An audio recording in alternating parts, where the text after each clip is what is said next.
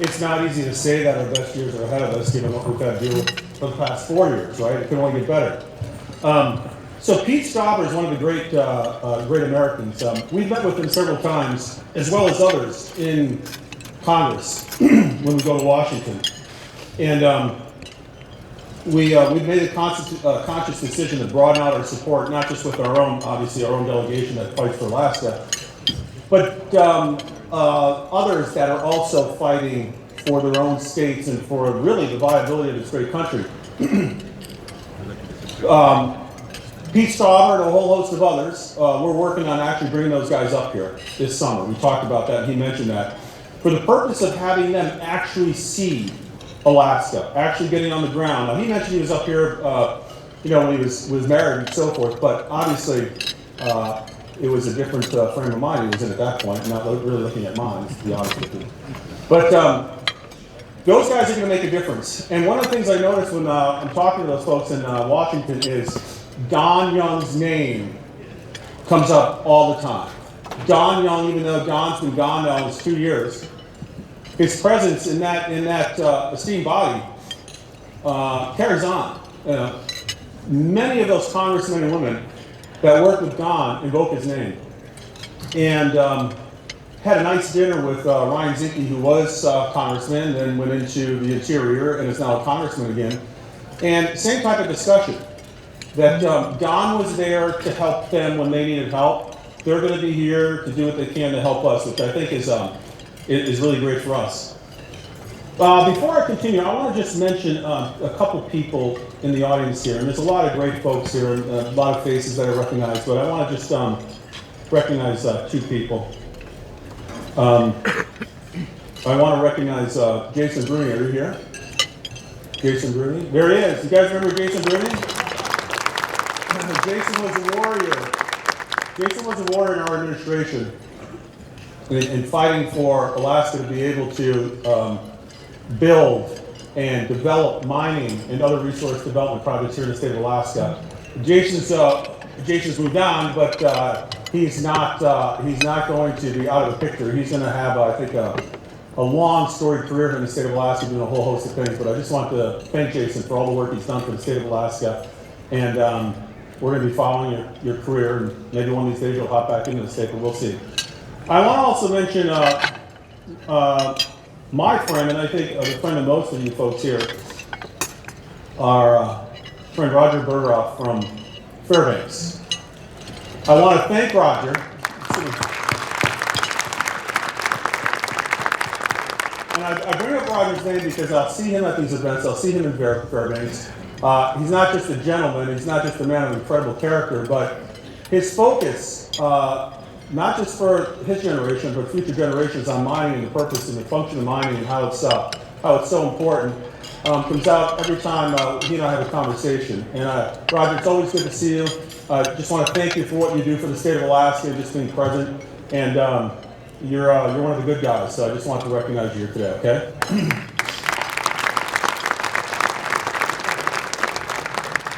I'm going to morph a little bit into some serious subjects. I want to thank ARE for what they're doing. And the reason I say that as an educator, I can tell you this, that if there's not going to be a counterweight to the discussions that are happening throughout K-12 education and in many of our universities, we're going to be on our heels for some time in the mining and resource development sectors. And that's a fact. And so what ARE does, and it's little known outside of the resource development groups, the miners know it, but what it does is it tries to interject what I consider to be a little bit of sanity into the discussions. And to see all these kids here today and work with ARE, that gives me a lot of hope. And we did put an appropriation in last year for it. We'll do it again this year because we think it's very important for Alaska, a resource state, purchased from Russia for the purpose of its geopolitical location, but also its resources, with a mandate when we became a state under the Statehood Act and embedded in our Constitution. We're the only state that we have to develop our resources to pay our way. We have to. We must. We have to do it. And I got to tell you, the last several years have been absolutely brutal. I know you know that, but at least 55 actions from this administration against one of its own states. Think about that for a moment.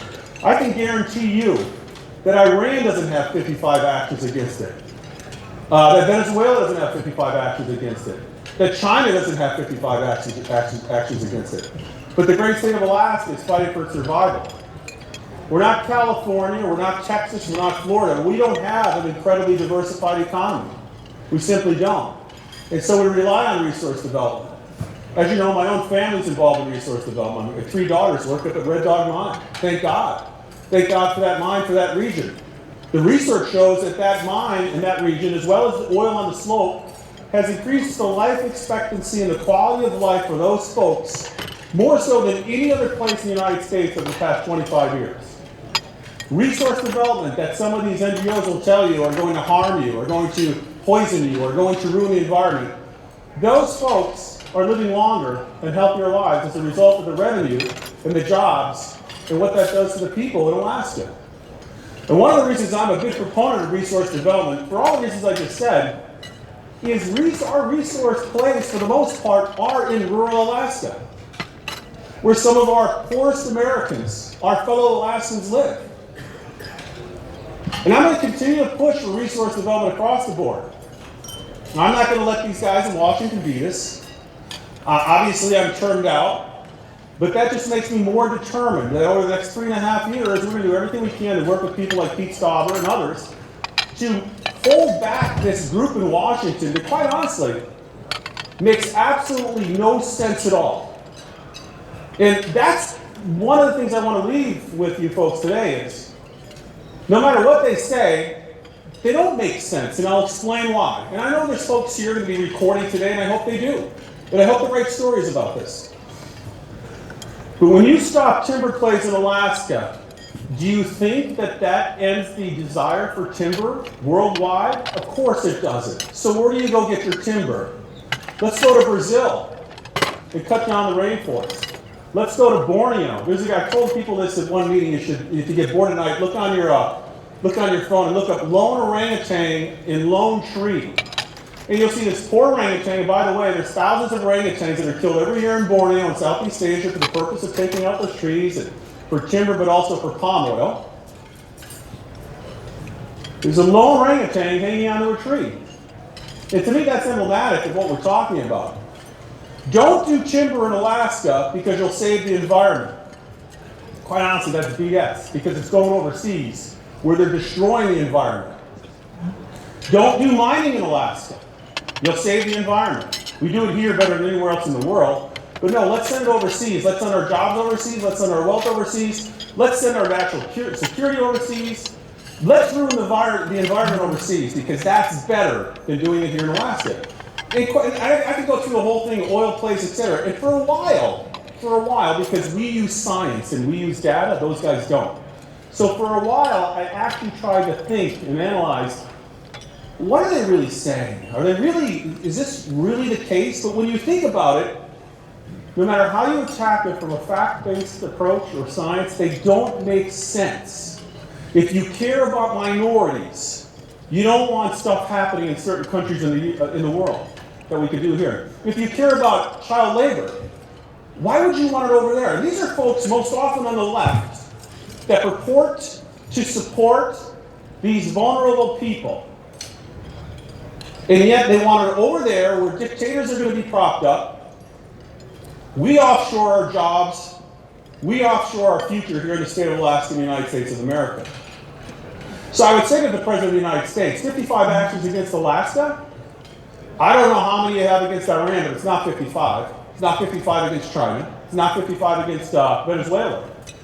But I would suggest strongly that this government stop attacking its own people, especially a state that's so dependent on resource development. So what I want to leave you guys with the message today is we got to stop saying no, and we have to start confronting these groups and these individuals that want to try and cow us into talking about the truth and using facts. These people will tell you they're the group that bases everything on science. Well, if they based everything on science, then they wouldn't be doing what they're doing. They would want to do resource development here, right under everybody's nose, so we can see what's going on. But that's maybe not what the end goal is. I'm not sure what the end goal is, but decided a while ago that it's really not about saving the environment or helping vulnerable people. Because if you wanted to help vulnerable people, talk to the people around Lake Iliamna when the decision was made, a political decision, to stop Pebble. I was told if I supported Pebble, I would never win another election. I don't know. I'm here. I'm still here. I was told if I don't support Donlin, I wouldn't win another election. I'm here.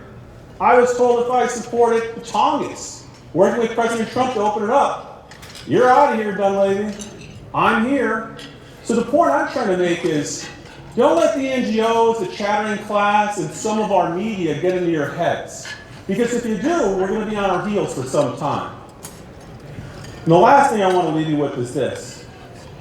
We got a huge problem with the federal government. We all know that. But we have our own problem here in the state of Alaska. And we got to stop saying no to projects. We have to stop saying no to the Pebbles. We have to stop saying no to the Donlins, no to Tongass, no to Anwar, no to Ambler Road. We got to stop saying no to this notion that you shouldn't have trucks on a highway that was designed for a highway to bring ore to a processor in Alaska. Okay? We have to stop this because all we're doing is helping Washington bury us, to be honest with you.